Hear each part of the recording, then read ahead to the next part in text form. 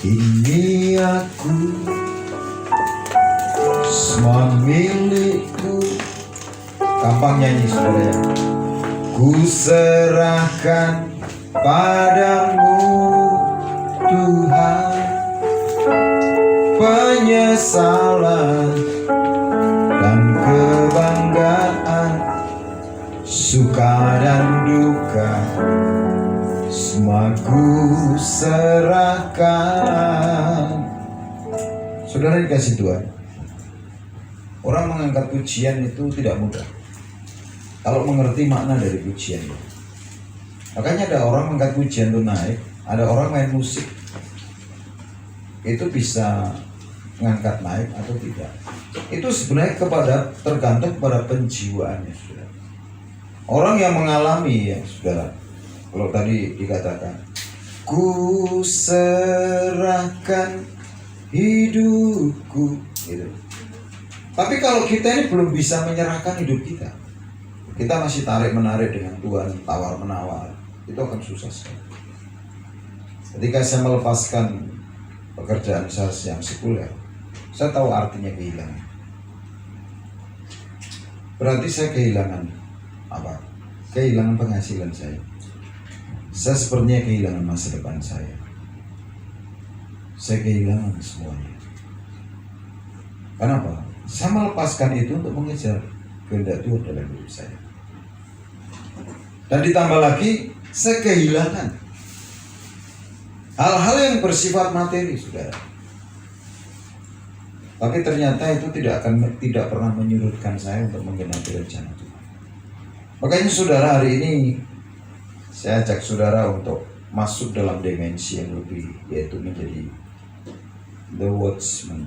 Ya. Watchman itu pengintai, itu pendoa, orang yang berani berdiri di hadapan Tuhan. Kita lihat di dalam Yesaya pasal yang ke-6, 62 ayat yang ke-6. Di sini dikatakan, di atas tembok-tembokmu, hai Yerusalem, telah kau tempatkan pengintai-pengintai sepanjang hari dan sepanjang malam.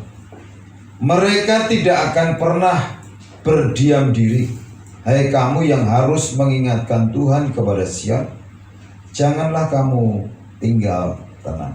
Di dalam terjemahan yang berbeda dikatakan, di tembok Yerusalem aku menempatkan pengawal. Siang dan malam mereka tidak boleh diam, tetapi harus terus mengingatkan Allah akan janji yang dibuatnya. Di dalam Amplified itu dikatakan, I have set watchman, ya, upon your walls. Menempatkan di tembok, saudara. Saudara, seorang penjaga, seorang pengintai itu yang menempatkan adalah Tuhan. Karena di ayat 6 ini kataku, kunya ini huruf besar. Di atas tembok-tembokmu, hai Yerusalem, telah ku tempatkan. Jadi saudara, ini posisi ini adalah kedaulatan Tuhan. Nah, tidak banyak orang melewati ujian-ujian dan sampai di posisi ini. Tapi saya rindu saudara ini berani bayar harga untuk ada di posisi ini. Ya. Karena sejak manusia diciptakan, saya ingin saudara ngerti ya, ketika manusia diciptakan itu Tuhan punya tujuan, yaitu sebagai tujuan kepada saudara itu untuk apa? Sebagai seorang pembangun. Karena kalau kita lihat di dalam Kejadian pasal yang pertama ayat yang 26, ya saudara. Kejadian pasal pertama ayat 26 sampai 28. Dikatakan begini, berfirmanlah Allah, baiklah kita menjadikan manusia menurut gambar dan rupa kita, supaya mereka berkuasa atas ikan-ikan di laut, dan burung-burung di udara, dan atas ternak, dan atas seluruh bumi. dan atas segala binatang yang binatang melata yang merayap di bumi. Jadi dikatakan atas seluruh bumi ini berkuasa. Maka Allah menciptakan manusia itu menurut gambarnya, menurut gambar Allah diciptakannya dia, laki-laki dan perempuan diciptakannya mereka. Jadi tidak ada Tuhan itu menciptakan setengah laki-laki dan setengah perempuan dari. Jadi kalau ada kejadian seperti itu malpraktek, saudara. Ya. Kemudian ayat 28, Allah memberkati mereka. Lalu Allah berfirman kepada mereka, beranak cuculah dan bertambah banyak. Jadi setelah diberkati, makanya penting saudara, pernikahan itu diberkati Tuhan. Orang yang diberkati Tuhan pernikahannya saja banyak masalah, apalagi yang tidak diberkati Tuhan. Makanya kan hari ini kabar gembira tanggal 11 hari Jumat kita akan letakkan batu pertama untuk memulai bangun Bukit Doa Hebron. Di situ ada wedding chapel. Kenapa? Saya punya kerinduan, disitulah nanti pasangan-pasangan itu diberkati. Bukit Doa Hebron itu menjadi tempat di mana di satu tempat ini ada bisa untuk pemberkatan pernikahan, resepsi pernikahan, dan juga untuk bulan madu di situ. Pagi-pagi mau jalan ke sawah bisa, mau berenang bisa. Nah, saudara, setelah Tuhan memberkati mereka, Tuhan berfirman, dan tidak banyak orang tertarik ya. Yang penting kawin, loh. Ini nggak beda dengan, ini kan beda loh. Tuhan itu maunya orang itu diberkati. Kemudian beranak cuculah dan bertambah banyak, penuhilah bumi dan taklukkanlah itu. Berkuasalah atas ikan-ikan di laut, burung-burung di udara, dan atas segala binatang yang merayap di bumi.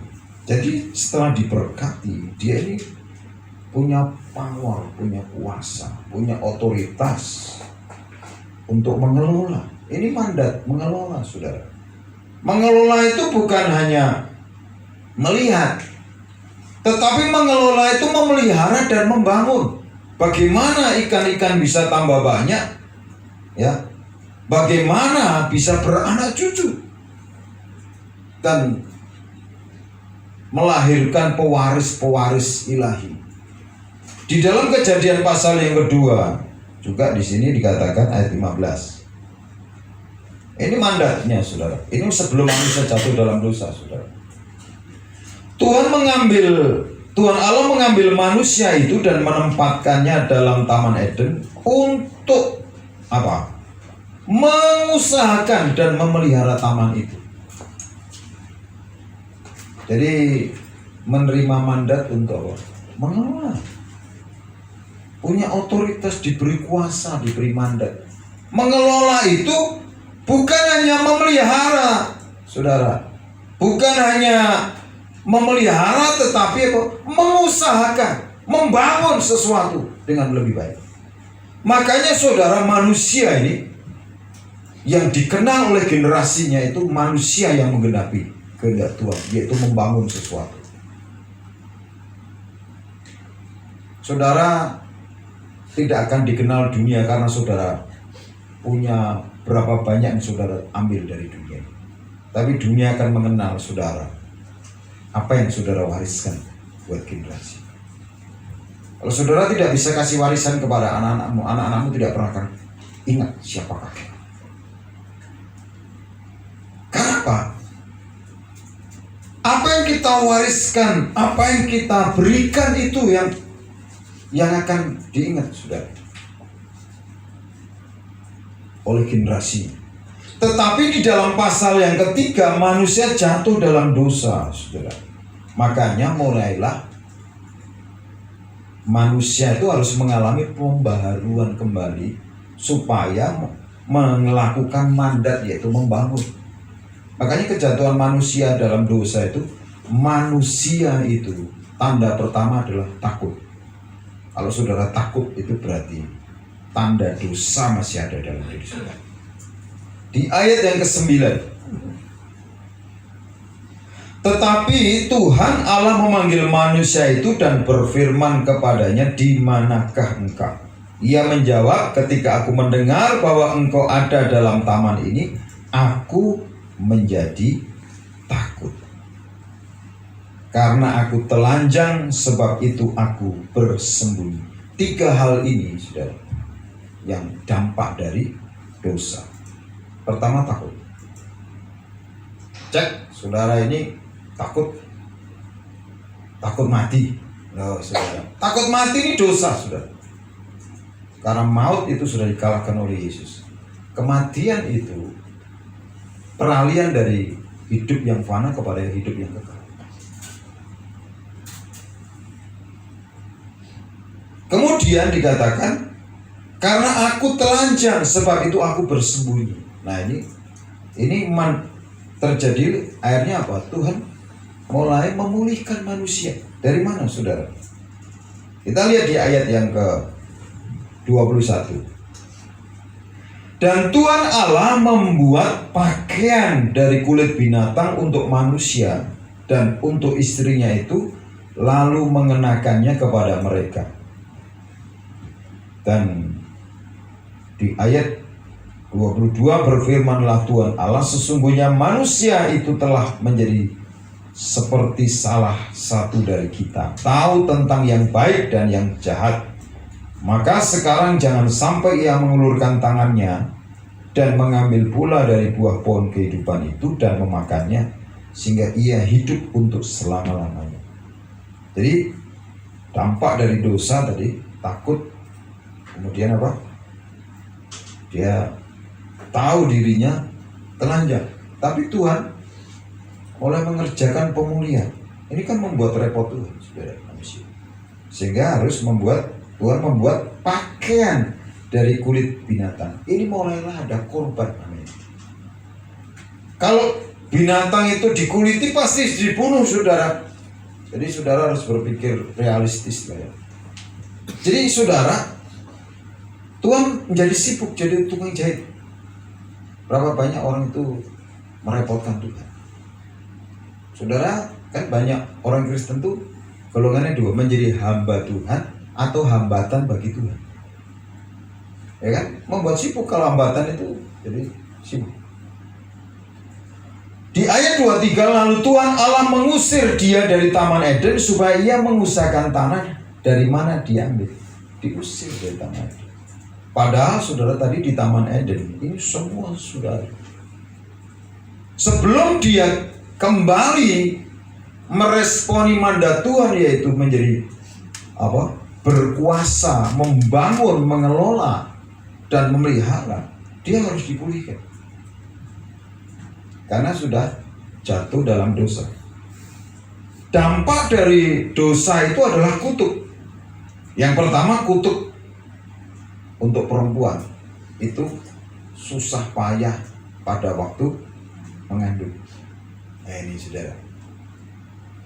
Kemudian dia itu membawa yang namanya spirit of conflict. Dunia itu perang itu semua gara-gara perempuan, saudara. Ya, rumah tangga perang itu perempuan. Ada perempuan lain, ada istrinya cerewet, itu perang sudah terjadi. Ada keinginan yang ini korupsi itu selalu ada perempuan, orang ketiga di dalam rumah tangga. Perang besar itu di zaman kolosal zaman dulu itu karena perebutan wanita, saudara. Jadi peperangan, saudara. Bunuh saling bunuh antar kerajaan itu karena perempuan. Karena apa? Di sini di ayat yang kita nggak usah bahas kutuk ular ya. Di ayat yang ke-15 itu dikatakan, aku akan mengadakan permusuhan antara engkau dan perempuan ini, antara keturunanmu dan keturunannya. Keturunannya akan meremukkan kepalamu dan engkau akan meremukkan tumitnya. Disinilah sejak jatuh dalam dosa, perempuan itu memiliki namanya spirit of conflict. nggak kebenaran sedikit cari masalah. Ini saudara, itu spirit of conflict. Dan itu memang dari sononya saudara. Dunia sudah mengakui gara-gara wanita. Ya. Peperangan terjadi di belahan dunia manapun secara mencatat. Karena apa? Ini bicara tentang ya spirit ini saudara. Dan dikatakan yang diintai sama ular itu sebenarnya kan tumit. Makanya kan banyak wanita tuh nggak suka pakai tumit yang tertutup kan, lebih senangnya terbuka. Ya kemudian tumitnya haknya tinggi gitu ya. Nanti ya itu. Hati-hati saudara, jaga tumit saudara. Banyak kan laki-laki itu kalau ada perempuan istrinya itu jalan tuh biasanya agak di belakang sedikit, bukan di depan. Supaya karena apa? Dia jaga tumit. Kemudian saudara, kita lihat ini susah payah waktu mengandung dibuat sangat banyak ya. Jadi kemudian untuk pria itu adalah berpeluh atau bersusah payah. Nah makanya ada Tuhan akhirnya melalui nabi-nabi datang. Tujuannya apa? Merestorasi, memulihkan manusia. Sampai akhirnya Tuhan Yesus sendiri, dia rela mati disalib supaya yang seharusnya manusia ini mati, dia hidup. Karena Kristus menggantikan yang seharusnya dia mati. Nah kita lihat juga di dalam ini mandatnya saudara. Di dalam Roma pasal yang ke-12. Kita lihat ya. Roma pasal yang ke-12 ayat yang pertama dan kedua. Ini di dalam perjanjian baru. Ini juga sama saudara. Bicara tentang restorasi terhadap manusia. Makanya sampai kapanpun saudara, kalau saudara tidak mau dipulihkan, saudara hanya hidup dalam proses. Tidak ada otoritas untuk membangun orang lain. Tidak bisa mempunyai otoritas untuk mewariskan sesuatu saudara. Karena hanya menjadi beban buat orang lain saudara. Kita lihat ya. Di ayat yang pertama dan kedua, karena itu saudara-saudara, demi kemurahan Allah, aku menasihatkan kamu supaya kamu mempersembahkan tubuhmu sebagai persembahan yang hidup, yang kudus dan yang berkenan kepada Allah. Itu adalah ibadahmu yang sejati. Gimana caranya ngalami pemulihan, ngalami pembaharuan? Ibadah. Makanya saudara, manusia itu golongannya tiga golongan. Golongan berada di tanah perbudakan di Mesir, golongan di padang gurun, golongan di tanah perjanjian. Orang-orang Israel yang di Mesir itu untuk ibadah saja susah saudara. Susah. Karena apa? Dia hidup dalam perbudakan. Kalau orang hidup dalam perbudakan itu, dia tidak merdeka mengatur waktunya sendiri. Kemudian saudara, golongan kedua itu orang yang hidup di padang gurun. Untuk ibadah harus diatur saudara kan. Ya berhenti, kita bangun mezbah ibadah kan di padang gurun. Diatur terus, harus didorong-dorong saudara. Makanya kan kekristenan itu seperti pedati ya, harus ditarik dan didorong, apalagi lagi terjebak sama lumpur saudara ya. Susah saudara. Yang ketiga di tanah perjanjian. Ketika orang Israel masuk tanah perjanjian, dan itu sebagian kecil dari orang Israel yang masuk tanah perjanjian, dia bisa membangun namanya bait suci saudara. Dia punya kemerdekaan untuk beribadah tanpa takut, tanpa terintimidasi. Dia mengalami memiliki kemerdekaan.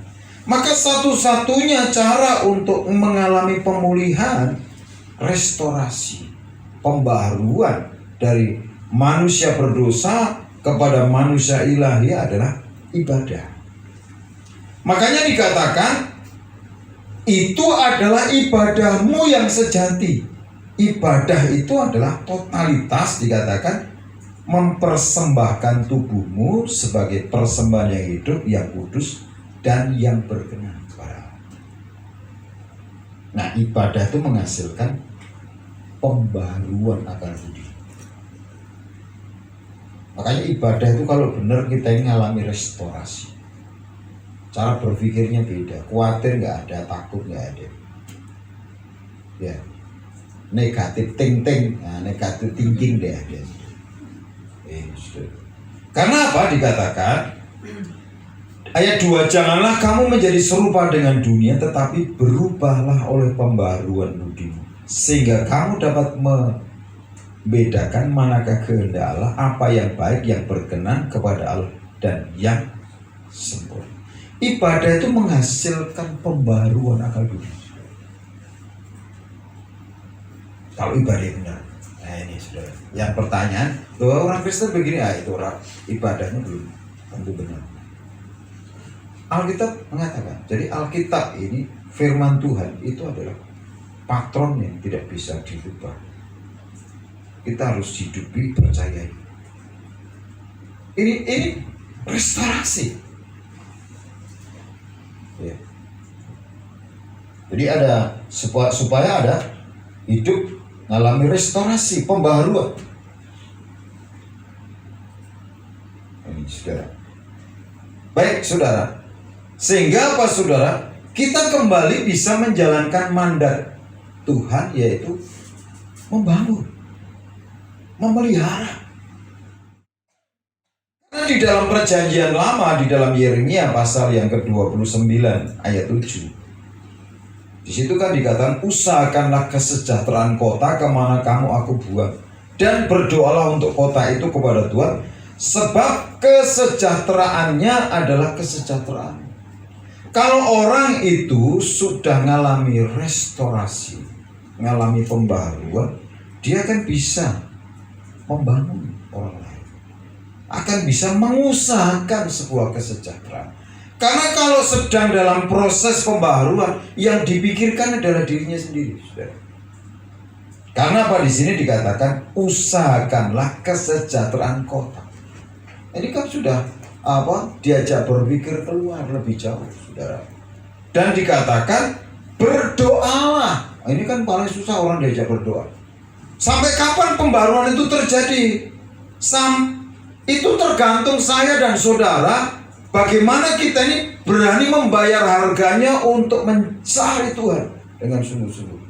Karena ya kita ini kan diberi kehendak bebas, saudara. Keputusan itu di tangan kita. Nah, ini tentang doa. Dan pola Tuhan itu mendidik orang Israel, kalau dia itu berpaling dari Tuhan, buang. Yeremia 29 itu adalah posisi orang-orang Yahudi ini sedang di mana? Sedang dalam pembuangan, saudara. Kemana kamu aku buang? Kenapa? Ketidaktaatan orang-orang Israel itu kepada Tuhan, dia dibuang ke Babel, saudara. Ditawan di Babel. Lah seringkali banyak orang gak sadar, ya, dibuang, ditawan oleh dosa, ditawan oleh kekurangan, oleh kemiskinan. Gak sadar-sadar, saudara. Kekurangan itu sebenarnya cambuk. Orang harus cari Tuhan. Ini sama seperti orang-orang Israel, saudara. Karena apa? Yang bisa memenuhi semua kebutuhan, semua kerinduan. Orang itu mengalami pemenuhan hidup itu hanya Tuhan, saudara. Tapi manusia ini kan punya kehendak bebas. Dia memilih lari dari hadapan Tuhan, memilih hidup mengikuti jalannya sendiri, menyembunyikan diri. Karena dampak dari dosa itu, manusia itu menyembunyikan diri dari Tuhan. Ini sudah.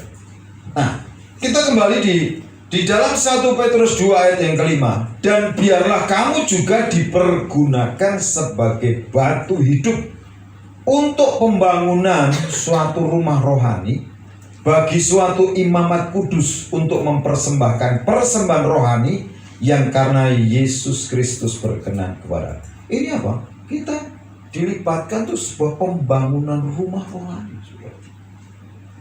Nah, kalau saudara levelnya hanya baru di level pembaruan cara berpikir, saudara nggak akan dilibatkan dalam pembangunan. Saudara.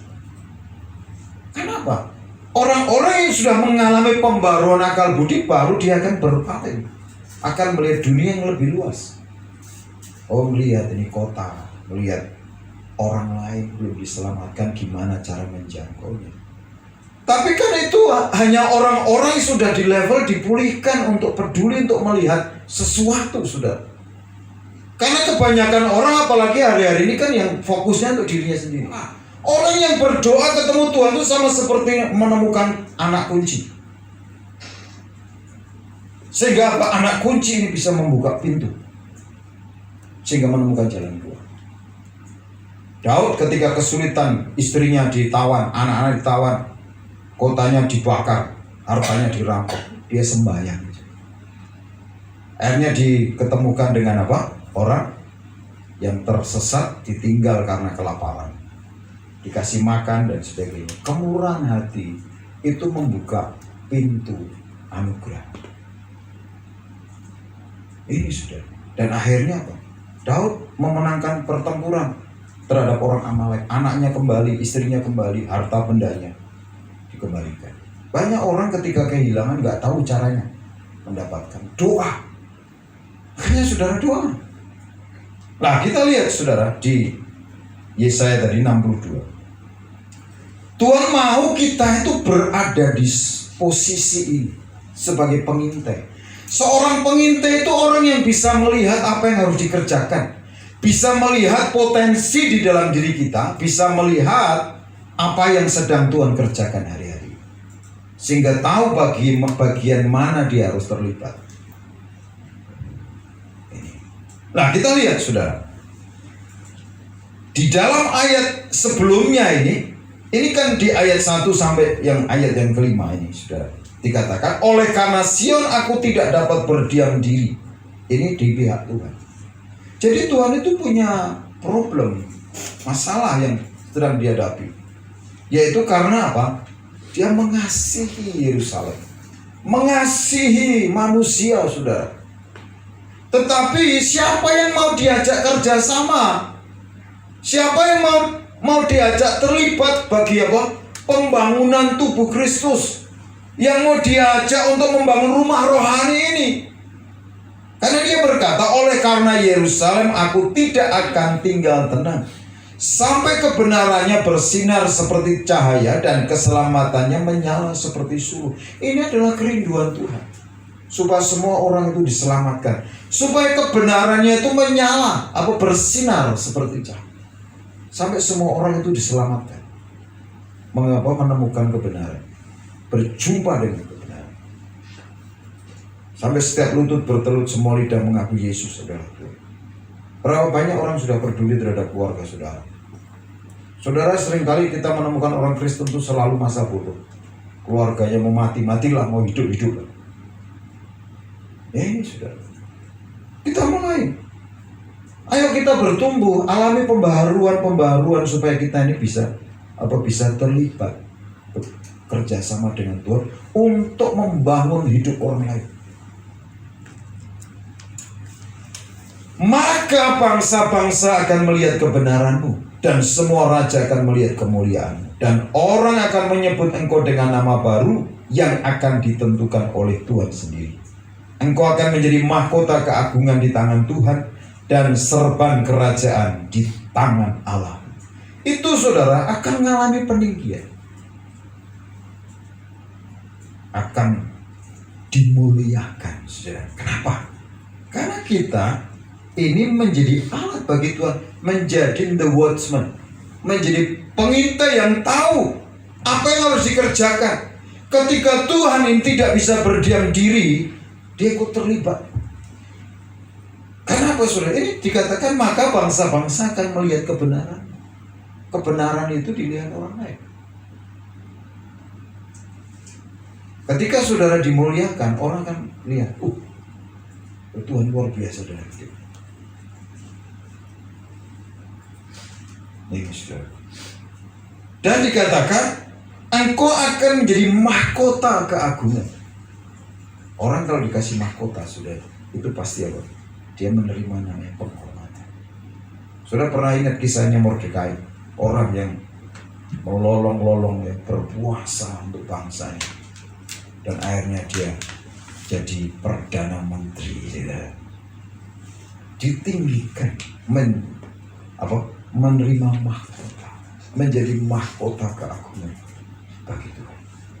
Makanya saudara, di level ini pengintai, penjaga buat kota, penjaga buat bangsa. Engkau akan menjadi mahkota keagungan di tangan Tuhan dan serban kerajaan di tangan Allahmu.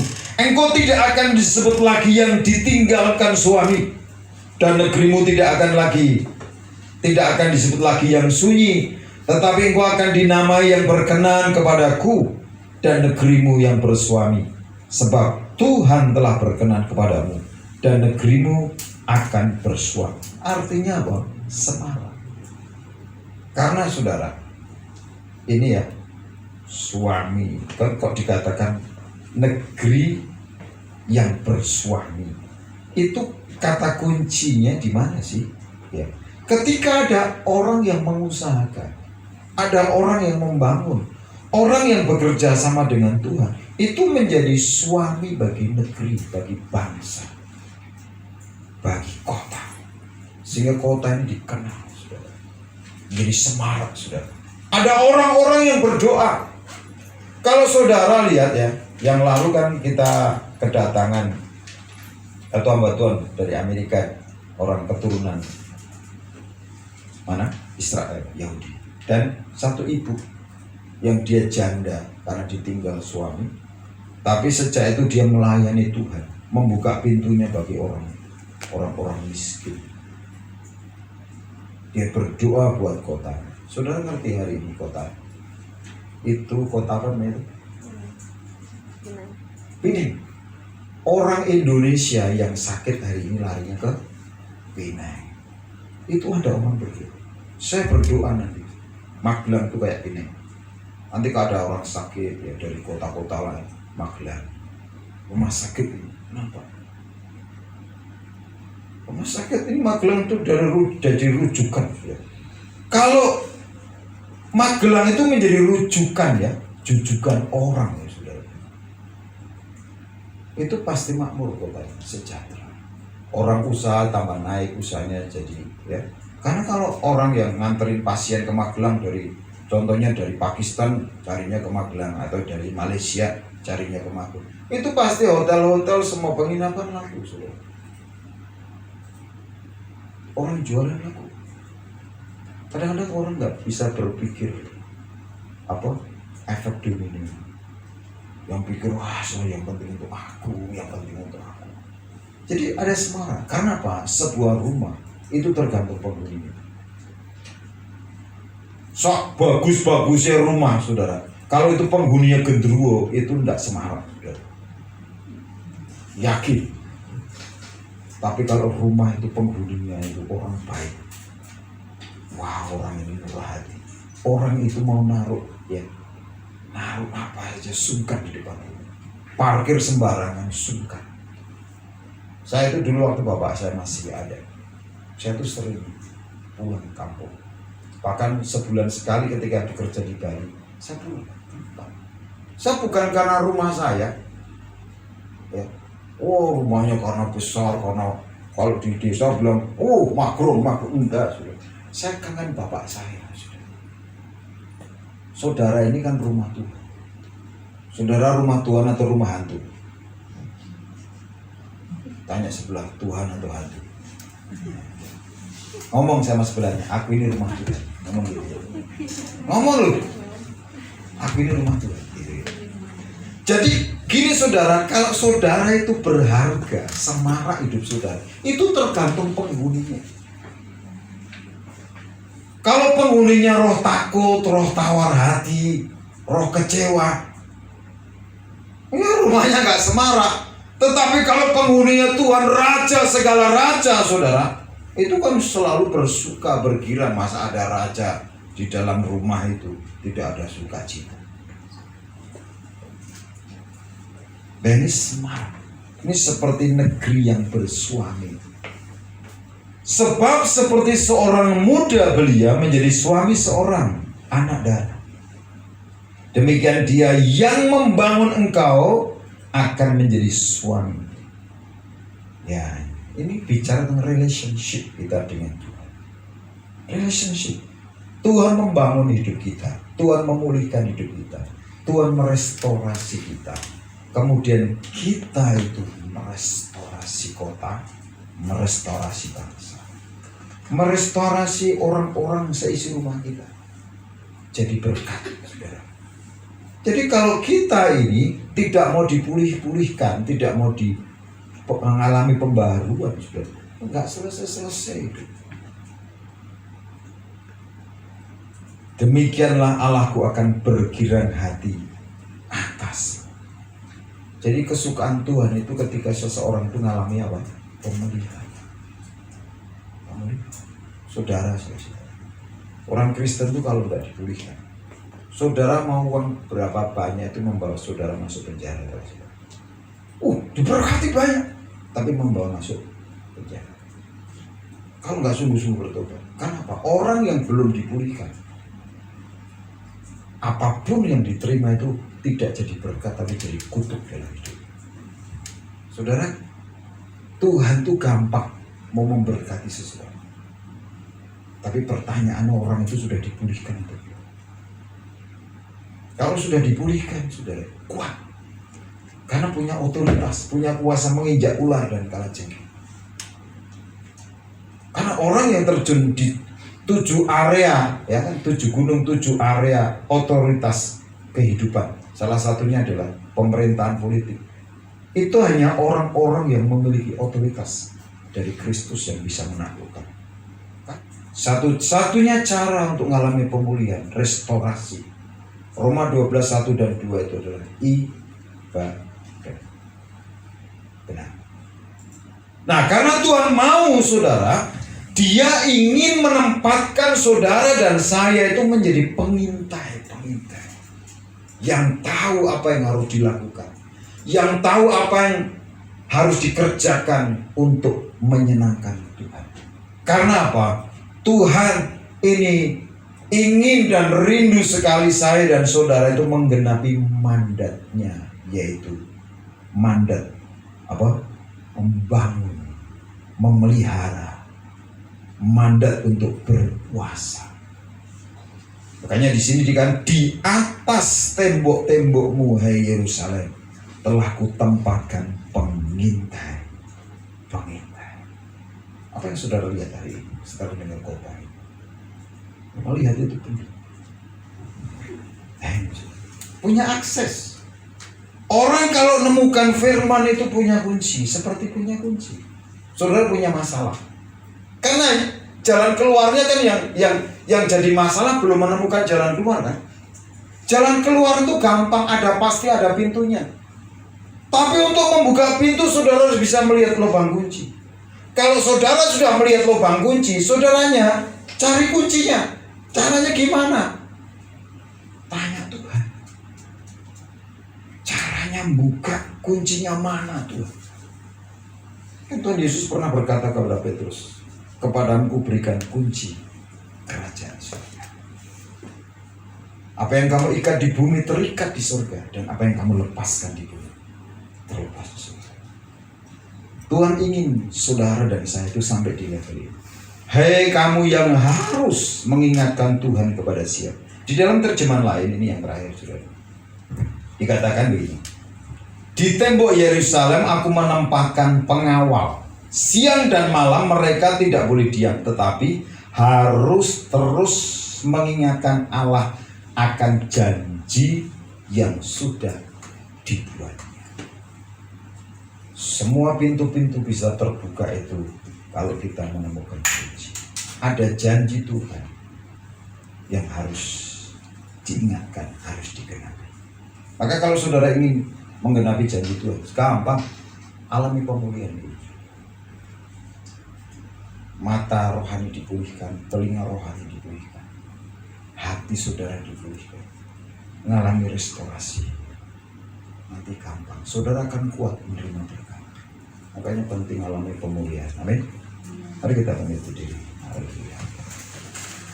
Tuhan mencari pengintai, mencari pengawal buat keluarga-keluarga, buat kota, buat negeri, buat bangsa, buat suku-suku bangsa. Dan Tuhan ingin mencari, dimulai dari mana? Dimulai dari saya dan saudara.